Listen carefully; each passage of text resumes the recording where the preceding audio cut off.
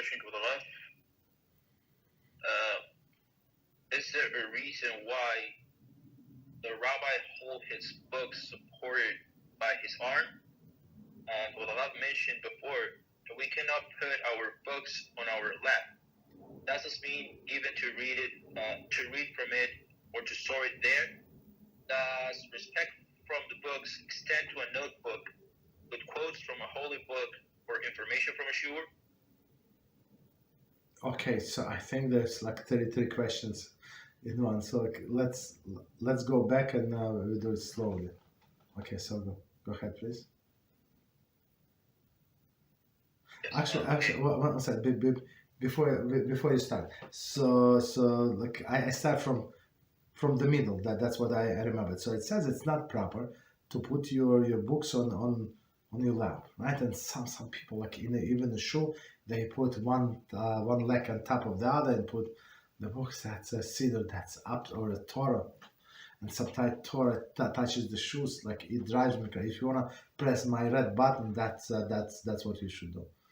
You understand? Sometimes kids do that. I mean, not kids, teenagers.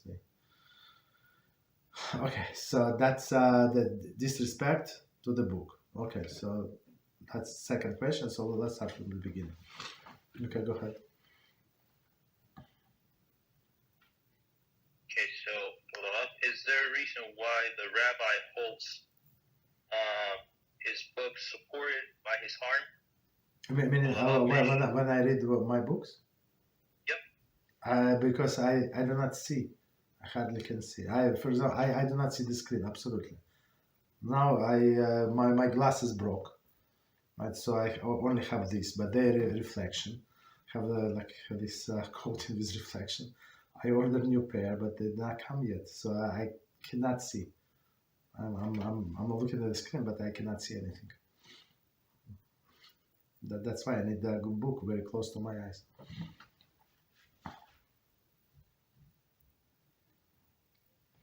Thank you, Rabbi. Yeah, no big, no Kabbalistic secrets there. Okay, what else? Thank you, Rabbi. You're welcome. Okay, so about the arm. So the Rabbi mentioned before that we cannot put. Okay, I believe Kola already covered this. Mm-hmm. On our lap. Does this mean even to read from it, or to store it there, on the lap?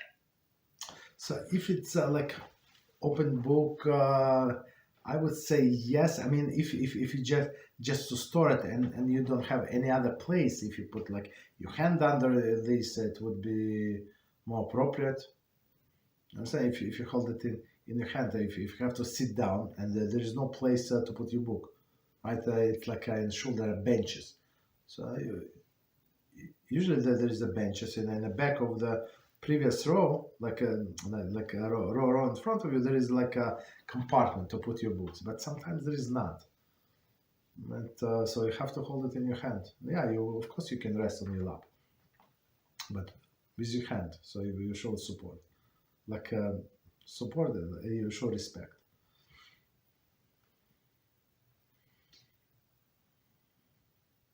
Thank you, Rabbi. You're welcome. So, and then it says, does respect for your books extend to a notebook with quotes from a holy book or information from a shiur? I think so. I mean, was a difference. Right? Maybe like with a printed text, or you handwriting from the same book, or from Shiur. Absolutely. Right? So you have to treat it as a book. Absolutely. You cannot recycle these papers. Absolutely not. You have to bury, same as you would bury Chumash or something. You have to bury your notes. Absolutely, they're holy notes. Mm-hmm.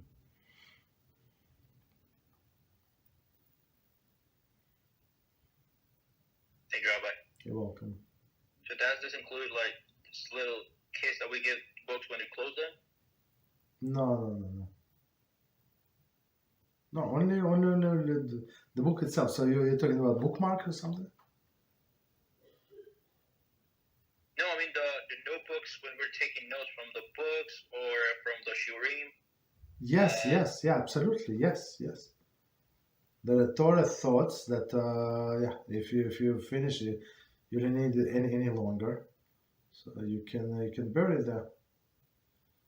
But I would say just leave it and till the end of your life, and ask them to be thrown into your grave.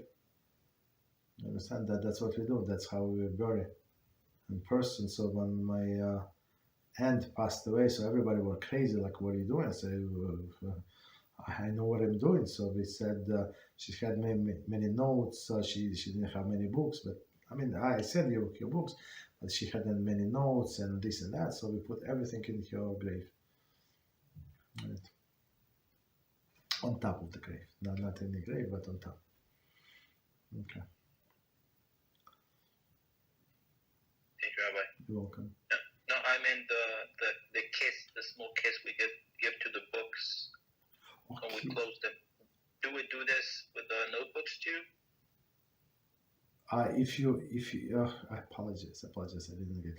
Yes, you can if you learn it and there is whole information. Why not? Yes. So a minute that made these words be on my lips. That's what it means. Understand? Some people you would not believe how they kiss mezuzah. They kiss the hand and then touch the mezuzah. Okay. Usually it's arrogant people. I don't think they do it like dafka to annoy everybody, but they just without thinking. That's what they do. I know, like, I don't know, some people like that.